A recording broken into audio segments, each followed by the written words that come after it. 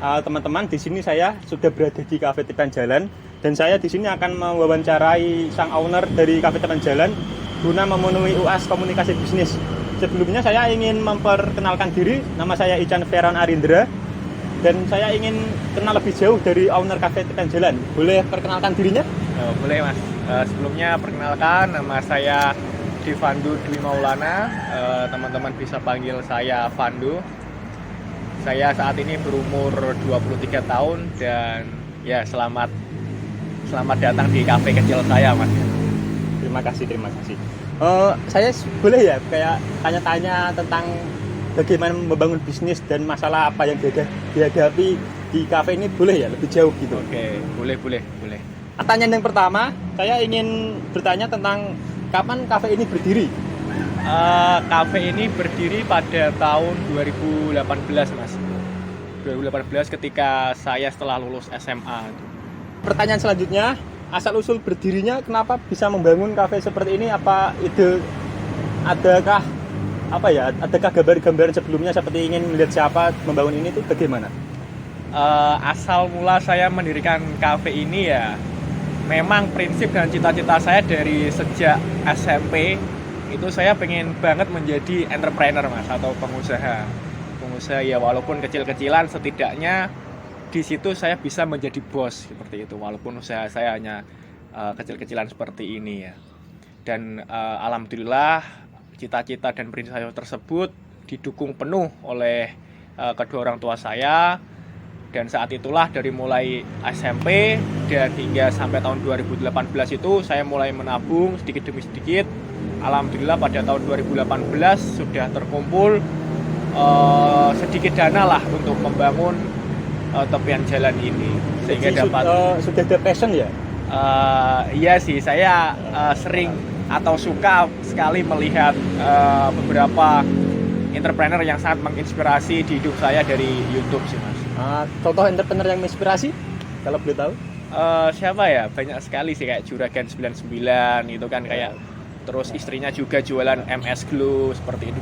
Mereka memulai jualan kan dari benar-benar dari bawah seperti itu. Kalau boleh tahu, bagaimana proses awal membangunnya itu, seperti mengumpulkan modalnya dari mana atau memilih lokasi yang bagus itu bagaimana, boleh diceritakan? Ya, ini seperti yang saya katakan tadi ya, mungkin saya mengumpulkan modal dari awal itu memang pure dari uang saya sendiri. Memang ketika saya waktu SMP itu sudah menabung, Mas, dari menyisihkan uang saku dari saya. SMP berarti? Ya, dari SMP itu sudah menyisihkan uang saku saya sedikit demi sedikit. Alhamdulillah tahun 2018 terkumpul dan ya bisa mendirikan kafe kecil ini. Dan untuk pemilihan tempatnya kita juga tidak asal milih ya, Mas ya. Kita juga melakukan riset dan survei, juga observasi di beberapa titik lokasi yang sekiranya ramai lah dan mudah untuk dikunjungi customer seperti itu. Sangat menarik ya, teman-teman. Iya sih. Dan yang ingin saya tanyakan lagi, proses promosi dari kafe ini supaya teman-teman semua bisa kenal dengan kafe ini, supaya kafe ini menarik, itu bagaimana proses yang paling ampuh promosi pada zaman sekarang menurut Masnya sendiri? Menurut saya, mengingat perkembangan zaman yang saat ini sudah modern ya, Mas ya. Kita kebanyakan melakukan promosi melalui online ya, sosial media terutama seperti Facebook, Instagram, dan juga WhatsApp status misalnya. Kita sebar pamflet melalui media sosial, terus strategi marketing kita juga dua kali dalam seminggu kita juga ada event seperti live musik itu untuk menarik pelanggan yang hadir seperti itu. Saya kira yang paling ampuh memang itu sih, Mas. Kita adakan event seperti live musik sehingga penonton itu tidak hanya ngopi, minum, bercengkrama terus pulang, tapi mereka bisa menikmati alunan musik yang ada. Berarti dampaknya sangat besar ya akustik itu sendiri di kafe? Sangat besar sih menurut saya. Ya, saya memiliki untung yang sangat pesat sih semenjak saya memiliki strategi marketing seperti itu. Jadi mengupload pamfletnya di Instagram, Facebook, TikTok. TikTok Belum. saat ini belum ya. Saat ini mulai itulah belajar sedikit demi sedikit untuk membuat konten yang ada di Bisa aja kan sambil pargoy gitu kan. Iya, Pak. Selanjutnya yang saya ingin tanyakan, apa yang membuat kafe ini berbeda dengan kafe yang lain? Apa keunikan dari kafe ini? Nah, mungkin Mas sendiri bisa lihat ya penampakan dari kafe ini sendiri. Kita menyungsung tema atau konsep outdoor ya, Di sini teman-teman bisa langsung merasakan tepian jalan, terus bisa mendengarkan suara motor secara langsung dan melihatnya. Jadi ketika teman-teman sedang berdiskusi di tepian jalan ini secara tidak langsung, teman-teman bisa mendapatkan inspirasi seperti itu, Mas. Ide awal dari membangun konsep seperti ini, apakah ada gambaran-gambaran atau memang passionnya seperti dengan tema klasik itu, tema Jawa kan seperti tema Jawa ya kafe tepian Iya. jalan ini. Iya sih Mas, memang dari awal saya suka desain-desain klasik sih dari awal. Oleh karena itu kita memutuskan untuk awalnya orang tua memberikan suatu masukan atau saran untuk dibuat seperti tema modern yang modern lah. Tapi saya sendiri lebih prefer ke tema yang klasik, soalnya lebih kelihatan menarik dan unik seperti itu. Ya. Karena pada zaman sekarang kan anak muda lebih suka yang klasikan. Iya, benar sekali. Setuju kalau itu. Kayak Iqbal Ramadan itu kan kalau kita lihat kan dia kaya tapi dia pakai mobil klasik seperti itu. Benar juga. Banyak kan anak muda sekarang suka yang klasik sih Mas. Karena klasik itu makin mahal, makin lama makin mahal. Iya, benar Value-nya sekali. di situ. Benar. Selanjutnya yang ingin saya tanyakan, adakah kendala saat Anda menjalankan atau membangun bisnis ini? Kendala yang paling terasa itu apa? Mungkin kendalanya apa ya? Dari segi saat orderan ramai, adakah kendala yang saudara hadapi itu seperti apa? Mungkin ada beberapa kendala dari awal ya, mungkin modal yang terbatas seperti itu. Terus kalau misal ramai itu kita sangat kewalahan sekali ya Mas ya, karena kita hanya mempunyai 2-3 karyawan lah.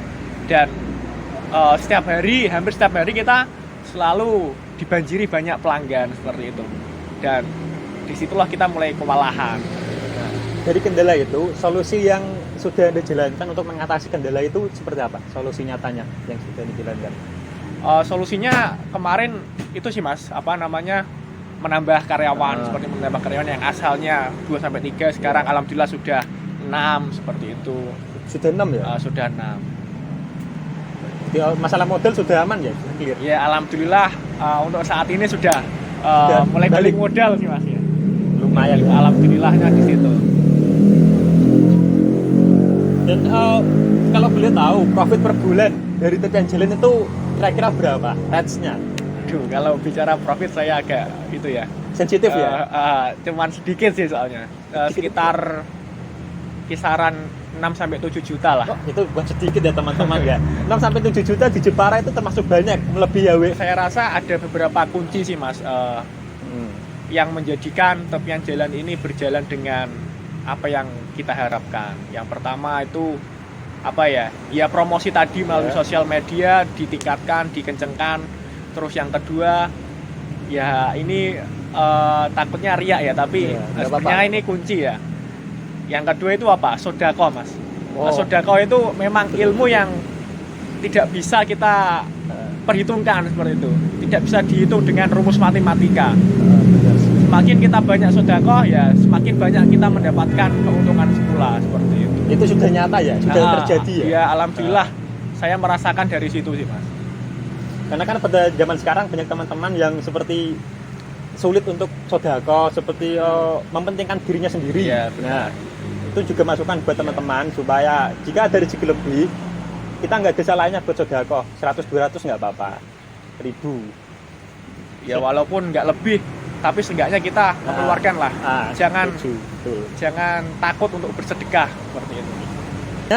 Mas sambil diminum dulu. Iya.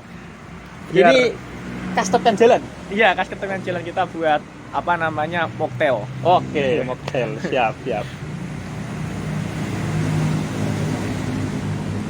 Ini paling best seller sih mas di Oh, ini cafe yang paling laris yang dicari Ah. orang-orang ini ya? Iya. Hmm. Eh, eh, ke selanjutnya, pertanyaan selanjutnya yaitu di saat pandemi seperti ini kan banyak kebijakan pemerintah ya, seperti Iya. hanya 50% pengunjung, seperti benar, tutup benar. jam 8 malam. Nah, solusinya dari itu apa? Nah itu kemarin kita sangat itu ya kewalahan sekali pas ketika pandemi. Sangat berdampak ya? Sangat berdampak sekali pada kafe kita. Contohnya kebijakan pemerintah yang mengharuskan kita untuk tutup lebih awal ya, seperti yang awalnya kita tutup jam 10, terus kita apa namanya dipaksa tutup jam 8 malam, dan tidak boleh mengadakan event-event seperti live musik. Wah itu sangat berdampak sekali bagi kita, dan income kita juga menurun sangat drastis di situ sih mas. Dan strategi saya untuk menghadapi kebijakan pemerintah seperti itu ya, kita harus mengalah untuk menawarkan kepada customer seperti apa ya, layanan COD mas. Layanan Oh, COD, iya. seperti itu.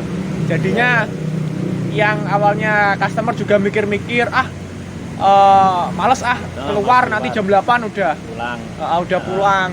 Nah di situ kita apa namanya punya inisiatif untuk memberikan layanan COD. Jadi para customer kita bisa pesan kemudian kita antarkan, seperti itu. Sangat menarik ya. Tetap jalan sih mas. Sangat menarik. Jadi kan banyak teman-teman dengan alasan pandemi kerjanya berhenti atau benar ini sekali. kita harus bisa survive di semua keadaan, seperti walaupun misalnya nggak bisa di lokasi ini, kita bisa COD di luar, seperti contohnya dari Kak Devando ini sangat-sangat menginspirasi bagi saya juga, terutama sangat salut saya. Selanjutnya saya ingin tanya menu-menu apa saja yang ada di kafe tepian jalan ini, supaya teman-teman juga tahu kalau suatu saat datang sini ada menunya apa saja, bisa dijelaskan ke teman-teman. Ini sekalian sedikit promosi ya. Oh iya, nggak apa-apa, sekalian promosi ke teman-teman. Apa namanya ya, di sini teman-teman kalau misal mau berkunjung ke tepian jalan, teman-teman bisa apa namanya pesan atau mendapatkan beberapa minuman yang khas seperti ini, mocktail, terus kayak milkshake, strawberry dan lain sebagainya, ada red velvet, terus taro, terus untuk cemilannya kita ada kentang, terus ada kita apa namanya ayam keju seperti itu. Terus kita mungkin buat teman-teman yang mau makan ya juga bisa kita menyediakan geprek. Terus nggak hanya geprek sih mas, banyak sih ya sebenarnya ya, kadang sesuai orderan aja sih. Sangat berinovasi ya menu-menu di sini. Jadi nggak hanya seperti kan banyak coffee shop yang hanya jual kopi saja, jual minum ada saja. Maksimal kentang lah cemilannya. Ya, maksimal kentang. Kalau di sini bervariasi ya. Kita memang menyediakan beberapa varian makanan dan minuman biar pelanggan juga enak gitu milihnya, nggak cuma monoton itu aja.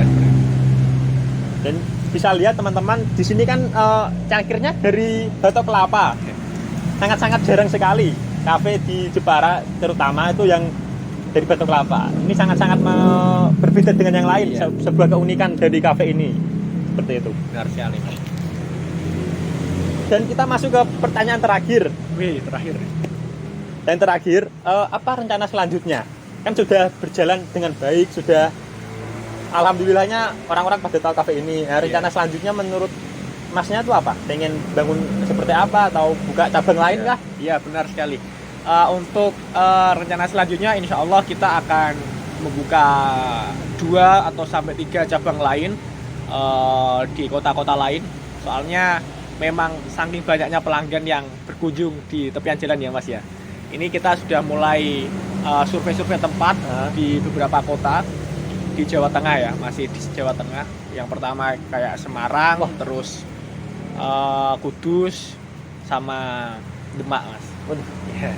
Terus yang kedua rencana ke depan juga kita ingin tambah mensejahterakan karyawan ya mas ya. Jadi kita tidak hanya memperhatikan customer kita saja, tapi kan kita juga memperhatikan karyawan kita. Setuju. Insya Allah ya semakin kedepannya kita akan menambahkan gaji-gaji dari para karyawan kita. Gitu. Jadi begitu teman-teman, sangat-sangat menarik cerita pada sore hari ini. Saya berharap semoga kafe ini terwujud ya impian dari masnya seperti buka di Demak, di Kudus, di Semarang, kalau bisa sampai ke luar negeri. Oh ya, amin. Jadi seperti KFC itu kan sampai ke penjuru dunia. Kalau bisa Tepian Jalan pun sampai ke sana. Itu doa dari saya. Amin. Terima kasih Mas. Saya ingin mengucapkan banyak-banyak terima kasih kepada Mas Devando Dimaulana selaku owner Tepian Jalan sudah menyambut saya, sudah mau bercengkrama dengan saya, sudah membuatkan saya minuman khas Tepian Jalan. Mocktail ya Mas? Iya, mocktail. Ya di sini saya juga berterima kasih kepada Mas Ican ya dari Unisnu Jepara ya Mas ya. Iya betul, Unisnu. Dari Unisnu yang telah melakukan observasi di tempat kita.